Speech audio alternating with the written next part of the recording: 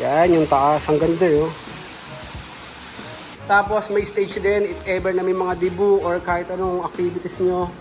Tapos syempre may video okay din.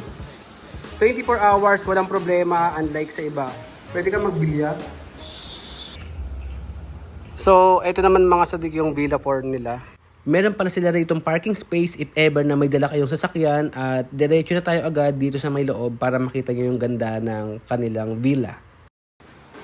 Ang lamig naman dito. Eto, may fully aircon din sila tapos may mga ceiling fan na rin sila dito para at least hindi kayo mainitan if ever na marami kayo.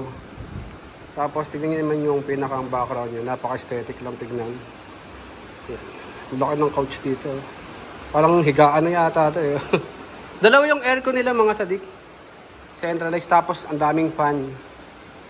Meron din silang microwave tapos rice cooker. May blender. Yan. Pwede nyo gamitin yung gas stove nila. Tapos meron din silang fridge para dito.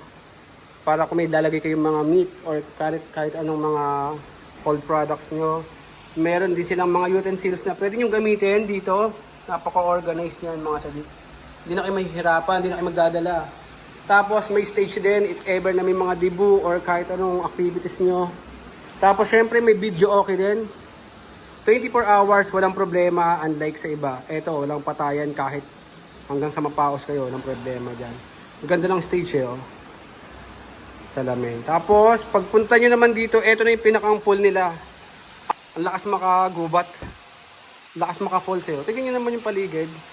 Ang ganda ng pagkakapintura dito. Kala mo nasa gubat ka. Mas maganda siguro pag gabi.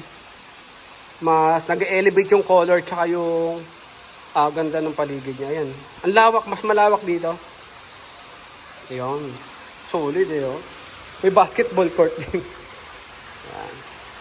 Tapos syempre may CR din. Kagaya doon sa kabila. Ayan. May heater din yan. Lahat ng CR dito may heater. Tapos, napakaganda, pakalinis ng kanilang CR. Siyempre, balik tayo dito sa loob. Sheesh, ganda. Check natin yung taas.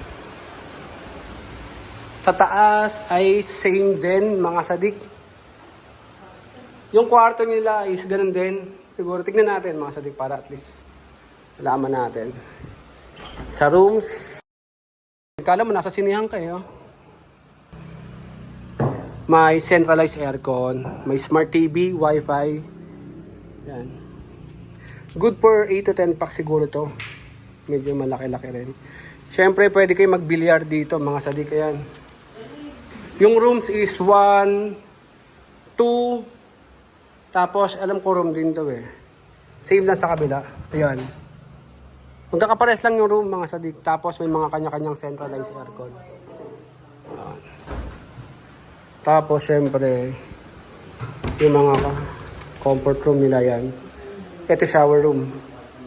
Same lang. Malawak. May heater. Ganda ng kanilang shower room. Yung washroom naman to. Kala mo, nasa mall kayo. Yan. Ganda. Pagdating dito, ito naman is yung CR.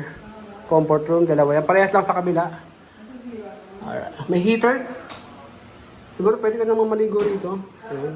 So, comfort room, isang shower room, tsaka washroom dito. Tapos ito yung bilyaran. Okay, tingnan natin paglabas dito. Ito na yun. Mas malawak pa rin dito. Pwede kayong dito mag-stay.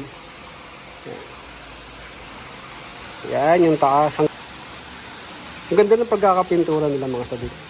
At para sa ibang detalye mga sadik, ito ang kanilang Facebook page at feel free to inquire dahil mabilis at mabait silang kausap. So hanggang dito na lang mga sadik. Peace out.